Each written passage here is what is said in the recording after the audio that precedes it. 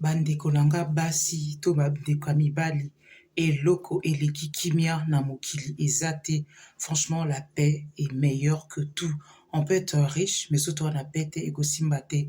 Ndeko ya mobali apesi nga lisolo na ye, alobi mona navandaki 15 ans na mwasi na nga tobali toboti bana.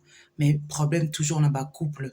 Nalobi te ke na parfait, mais problème mingi eza kobima na couple na nga, mwasi mutu azalaki engendré yango.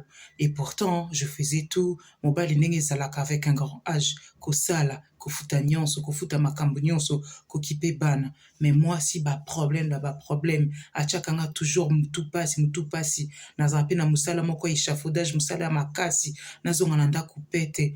Mokolo mosusu mona dans mes 15 ans de mariage wana, nasali AVC. Tant nasali AVC na mbeto à l'hôpital, nazoyebisa Nzambe. Nzambe, sors-moi de là, s'il te plaît. Naza quand même na banananga baza na besoin bamona lokola légume te. Ndeko ya mobali Nzambe asali grâce, asali ba rééducation, nazaki un peu na lokolo déranger ki na loboko. Quelque temps après, ayosinga mona après 1 an nanga de rééducation, nazongaki bien malgré ba petit séquelles, nga nasengi divorce. Tant qu'on a sengi divorce mona, na ebisio. Pour l'instant, nazara na colocation pe zara nango bien calmement, na retrouva moi paix, na retrouva tranquillité, na retrouva vraiment paix du cœur. Na koma pe kosambela makasi Nzambe abiki singa, nazwa nanga petite copine nanga mundele, ya zara pa na ye, nga pe nazai pa nanga.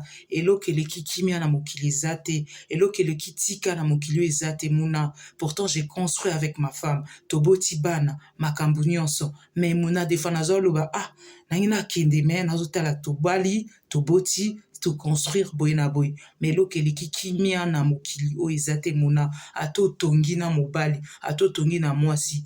Nyonso wana totikaka ngo, pourtant tokendaka na se ya mabele, totikaka mituka, totikaka bandako, totikaka nyonso. Donc tozali wana te to subir bapasi ya mokili, to subir bapasi ya couple. So toza na couple ezo simba te, totika to laisser tomber banzela wana. Eloko eleki tika ezate na mokili, eloko eleki kimia ezate na mokili. Oyebisanga bandeko nanga, qu'est-ce que vous en pensez na histoire oyo de Kamobali apesinga? Je vous dis à bientôt. Merci.